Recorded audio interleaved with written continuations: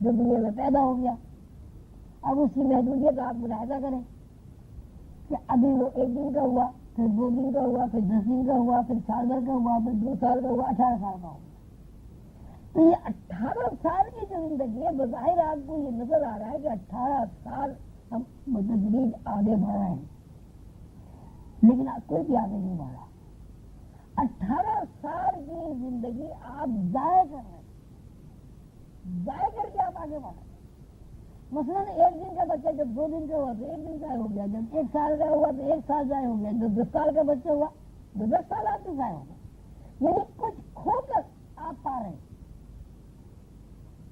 اور نتیجہ اس کا پھر یہ ہوتا ہے کہ آپ جوان ہونے کے بعد اب بوڑھے ہونے شروع ہو جاتے ہیں.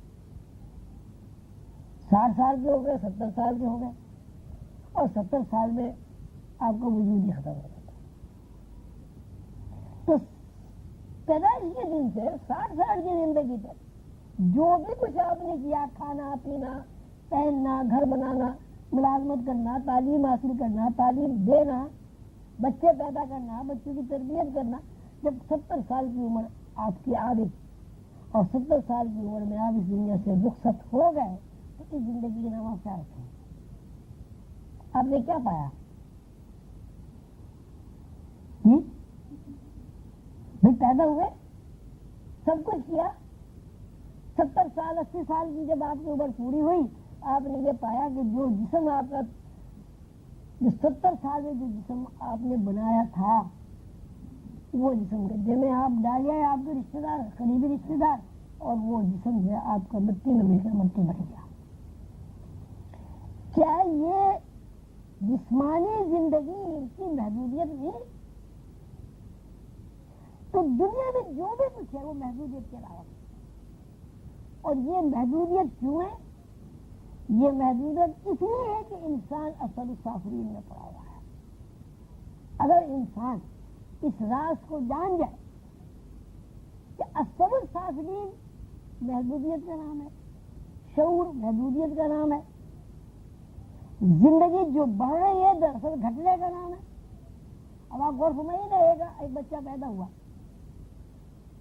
اس کی عمر کا تعین ہے 70 سال. 10 سال کا وہ ہوا تو 10 سال بڑھے یا گھٹے؟ پھر 20 سال کا ہوا. اب وہ خوش ہو رہا ہے کہ 20 سال کا جوان ہو گیا ہوں، وہاں تو 20 سال اس لیے گھٹ گئے. پھر وہ 50 سال کا ہوا. اب 50 سال کا ہوا، وہ خوش ہو رہا ہے کہ بھائی 50 سال کا ہو گیا، حالانکہ اس کے 50 سال گھٹ گیا، 20 سال ہی باقی رہ گئے. اور جب وہ 70 سال کا ہوا تو کچھ بھی نہیں رہا، 1 دن بھی اس کو نہیں ملا، 1 منٹ بھی اس کو نہیں ملا. سب اس کی زندگی ہے وہ نظر ہو گئی گھٹنے، محدودیت کی نظر ہو گئی. اگر انسان اس بات کو سمجھ لے کہ یہ زمین، یہ دنیا، یہ اصل سافلین محدودیت کا نام ہے، گھٹنے کا نام ہے، بڑھنے کا نام نہیں ہے، تو انسان کو اس بات کی تلاش ہوگی کہ پھر بڑھنا کیا ہے. جب انسان پیدا ہونے کے بعد سے ہر روز گھٹ رہا ہے تو بڑھنا کیا ہے؟ بڑھنا یہ ہے کہ انسان اس انفارمیشن سے واقف ہو جائے جو انفارمیشن اس کو روز بروز گھٹا رہی ہے، کم کر رہی ہے، گرا رہی ہے. اور یہ انفارمیشن جو اس کو روز بروز گرا رہی ہے، گھٹا رہی ہے، قبر کی طرف لے جا رہی ہے، کہاں سے آ رہی ہے؟ یہ وہاں سے آ رہی ہے جہاں سے اللہ تعالیٰ نے فرمایا ہے لقد خلقنا الانسان فی احسن تقویم، کہ انسان کو ہم نے بہترین صلاحیت سے بنایا ہے، ایسی بہترین صلاحیت سے بنایا ہے کہ جو کائنات میں کسی اور کو ہم نے یہ صلاحیت عطا ہی نہیں کی. جب انسان اس بہترین صلاحیت سے، بہترین صفت سے واقف ہو جاتا ہے تو اس کے سامنے یہ بات آ جاتی ہے کہ یہ دنیا جو ہے محدودیت کے علاوہ کچھ نہیں ہے، اور اس دنیا سے ایک نہ ایک رخت سفر باندھنا ہے اور یہاں سے جانا ہے. جب انسان کے ذہن میں یہ بات آ جاتی ہے کہ اس دنیا میں بالکل عارضی طور پر ہوں، تو وہ اس دنیا کو مسافر خانے کی طرح سمجھتا ہے. بہترین ہوٹل میں، 5 اسٹار ہوٹل میں رہتا ہے، کھاتا ہے، پیتا ہے، جب تک ہوٹل میں رہتا ہے خوش رہتا ہے، جب ضرورت ہوتی ہے ہوٹل چھوڑ کے واپس آ جاتا ہے۔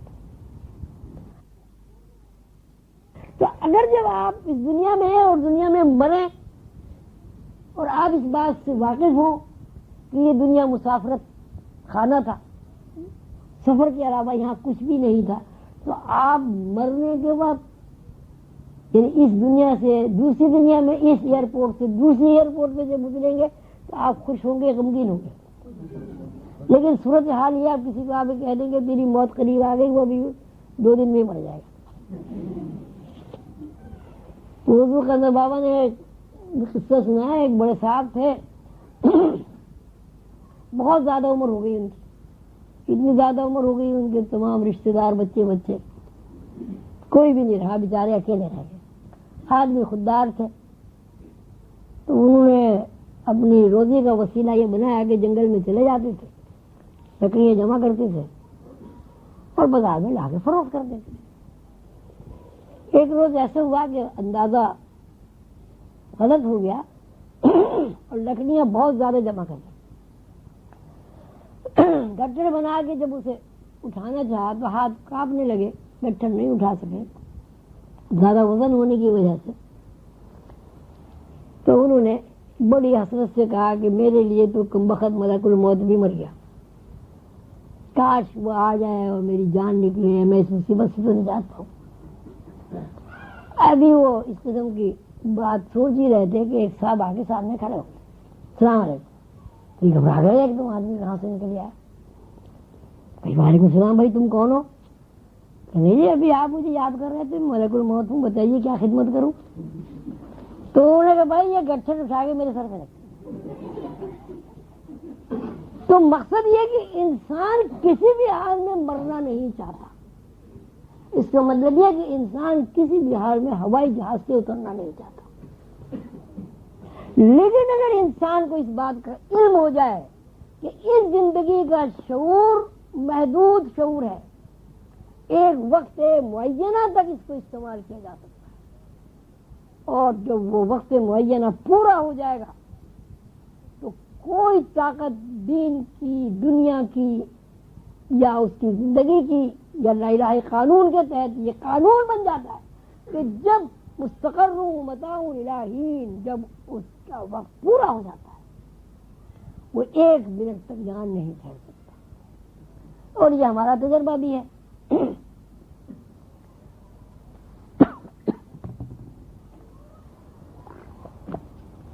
کہ یہاں جتنے لوگ بیٹھے ہمارے بڑے نہیں رہے، اب ہم بڑے ہوئے، ہم نہیں رہیں گے۔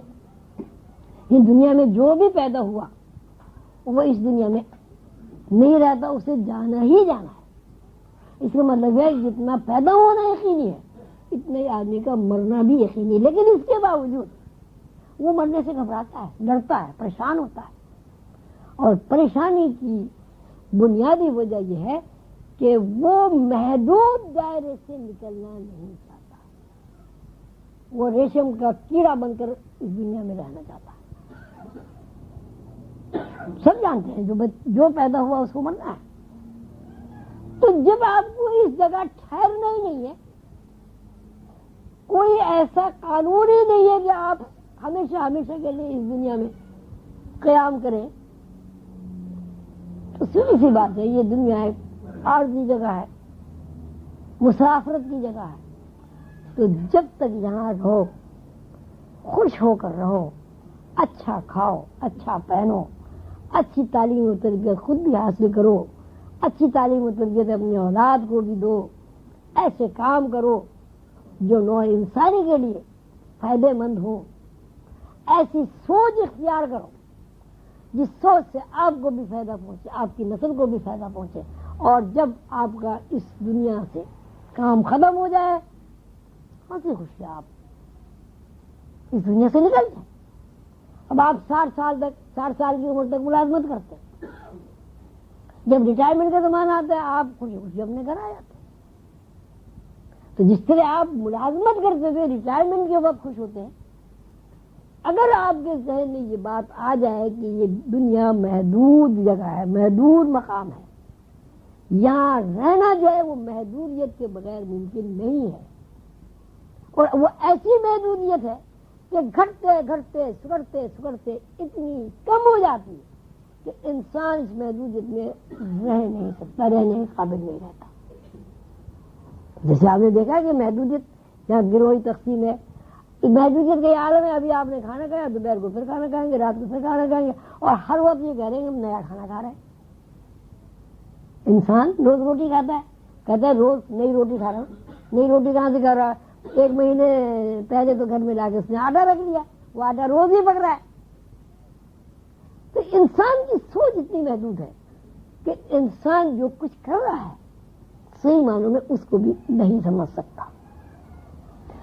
تو ہمیں یہ چاہیے، یہ جو آپ نے سبق پڑھا ہے اس میں یہی ہے کہ جانوروں کی دنیا ہو، انسانوں کی دنیا ہو، یہ زمین کے اوپر جو بھی کچھ ہو رہا ہے یہ ایک محدود دائرے میں ہو رہا ہے، گروہی تقسیم میں ہو رہا ہے۔ گروہی تقسیم کا مطلب بھی محدودیت ہے، اور اس محدودیت کو ختم کرنے کا، اس محدودیت سے آرام کے ساتھ نکل جانے کا واحد طریقہ یہ ہے کہ اس دنیا کو آپ مسافر خانہ سمجھیں، اس مسافر خانے میں رہیں، خوش ہو کر رہیں، آرام و آسائش کے ساتھ رہیں، اور جب آپ کی مسافرت ختم ہو جائے آپ یہاں سے خوشی خوشی رخصت ہو کر اس دوسری دنیا میں چلے جائیں۔